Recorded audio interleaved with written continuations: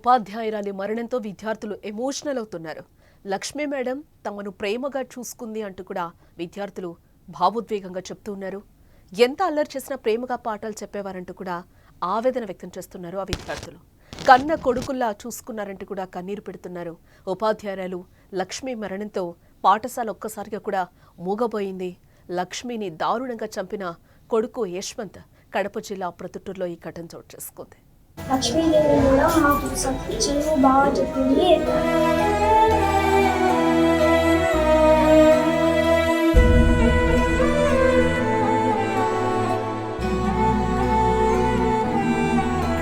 మేమంతా అల్లరి చేసినా మమ్మల్ని కన్న కొడుకులాగా బాగా చూసుకుంటుంది.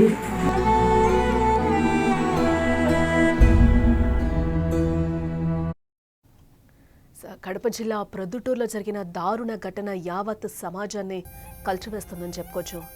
మేల్కొల్పుతోంది.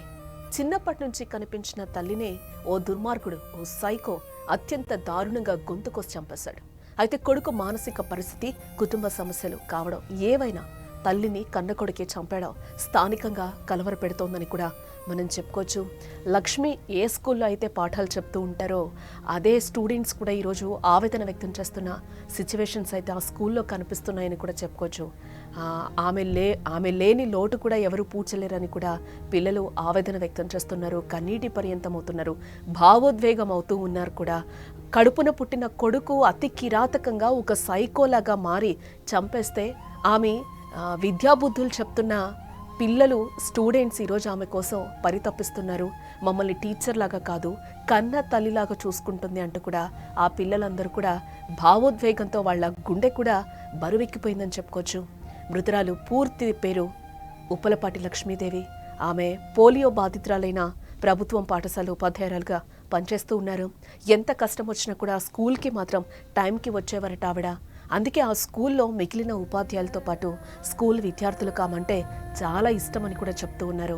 నిత్యం విద్యార్థులు ఉన్నత స్థాయికి చేరుకోవాలని పరితపించేవారట లక్ష్మీ మేడం. అందుకే క్రమశిక్షణతో కూడిన విద్యను వారికి అందించేవారు లక్ష్మి. ఇక విద్యార్థులు ఎంత అల్లరి చేసినా కూడా ప్రేమగా పాఠాలు చెప్పేవారే కానీ ఎప్పుడూ పిల్లల్ని చీదరించుకోలేదని, అందుకే వారు ఉపాధ్యాయురాలు లక్ష్మీ మేడం కంటే అమ్మగానే సంబోధిస్తూ ఉంటారు. ఆ స్కూల్లో పిల్లలందరూ కూడా మేడం లక్ష్మి లేదని చేదు నిజాన్ని విద్యార్థులు జీర్ణించుకోలేకపోతున్నారు. ఇప్పటికీ కూడా ఆమె వస్తుందేమోనని విద్యార్థులు వెయిట్ చేస్తున్నారంటే అర్థం చేసుకోవచ్చు లక్ష్మీ మేడం మంచితనం ఏంటో. అందుకే విద్యార్థులు మేడం లేదు అని తెలియకనే కన్నీళ్లు పెట్టుకుంటున్నారు. లక్ష్మీ మేడంతో వారికున్న అనుబంధాన్ని కూడా ఈ సందర్భంగా గుర్తు చేసుకుంటూ ఎమోషనల్ అవుతూ ఉన్నారు. లక్ష్మీ మేడం ఓ మేడంలా కాకుండా తమకు సొంత బిడ్డల్లా చూసుకున్నారంటూ కూడా ఆ పిల్లలందరూ కూడా బాధపడుతున్నారు. మిస్ యూ లక్ష్మీ మేడం అంటూ కూడా కన్నీరు కారుస్తున్నారు. నా పేరు రఘురాము.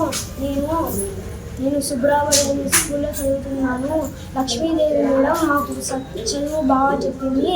ఆమె చనిపోయిన ముందుగా మాకు చాలా బాధగా ఉంది సార్. ఆ మేడము మా అందరితో బాగా మాట్లాడుతూ బాగా పాఠాలు చెప్తుంది. మేడము మమ్మల్ని ఎప్పుడు కొట్టకుండా మాకు బాగా పాఠాలు చెప్తుంది.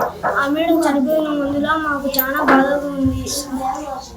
పేరు కార్తీక్. మా లక్ష్మీదేవి మేడం చాలా మంచిది, మాకు బాగా చదువు చెప్తుంది, అందరికీ బాగా చూసుకుంటుంది, పిల్లలని ఏమల్లకి ఇచ్చినాడా బాగా చూసుకుంటుంది, అలా చేస్తే క్రమశిక్షణతో పెంచింది మమ్మల్ని.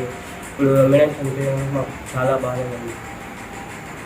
మేమంతా అల్లరి చేసినా మమ్మల్ని కన్న కొడుకులాగా బాగా చూసుకుంటుంది, మా అన్ని పాఠాలు అర్థమైనట్టుగా చెప్తుంది.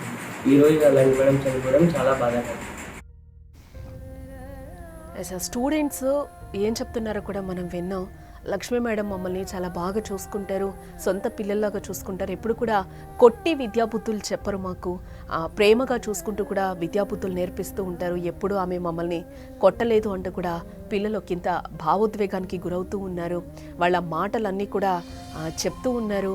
మేడం లేని లోటు ఎవరు పూడ్చలేరు, మిస్ యూ లక్ష్మీ మేడం అంటూ కూడా పిల్లలందరూ కూడా ఈరోజు కన్నీటి పర్యంతం అవుతున్నారు. ఈ నేపథ్యంలో నా స్కూల్ అంతా కూడా ఒక రకంగా మూగబోయిందని కూడా మనం అక్కడ చెప్పుకోవచ్చు.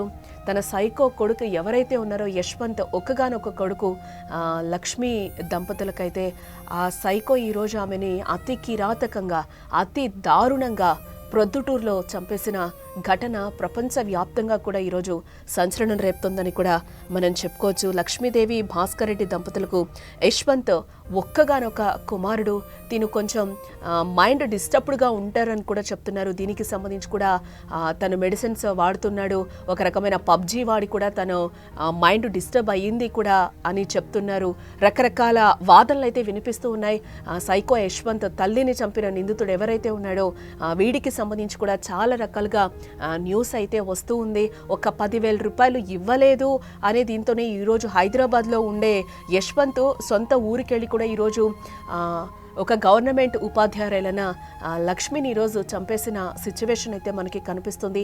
నేను దేవుణ్ణి, నాకు డబ్బులు ఇవ్వాలి అని కూడా అమ్మతో ఒక రకంగా అయితే ఆ లక్ష్మితో వాగ్వాదం పెట్టుకున్నాడు. ఈ నేపథ్యంలోనే ఆమె డబ్బులు ఇవ్వడానికి నిరాకరించింది. ఈ నేపథ్యంలోనే అటుగా వాళ్ళ నాన్న వస్తున్నా కూడా బాత్రూంలో నుంచి వస్తున్నా ఎందుకు గొడవ పెడుతున్నావంటే వాళ్ళ నాన్న వస్తుంటే కూడా ఒక డోర్ని లాక్ చేసి కూడా అమ్మని చంపేసిన పరిస్థితి ఈరోజు అక్కడ కనిపిస్తుంది. తల్లిని చంపేశాడు.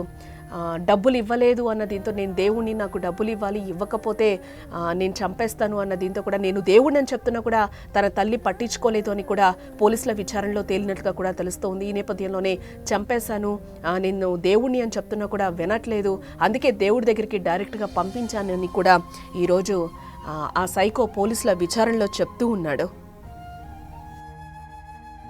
లక్ష్మీదేవి కూడా మాకు చదువు బాగా చెప్పింది.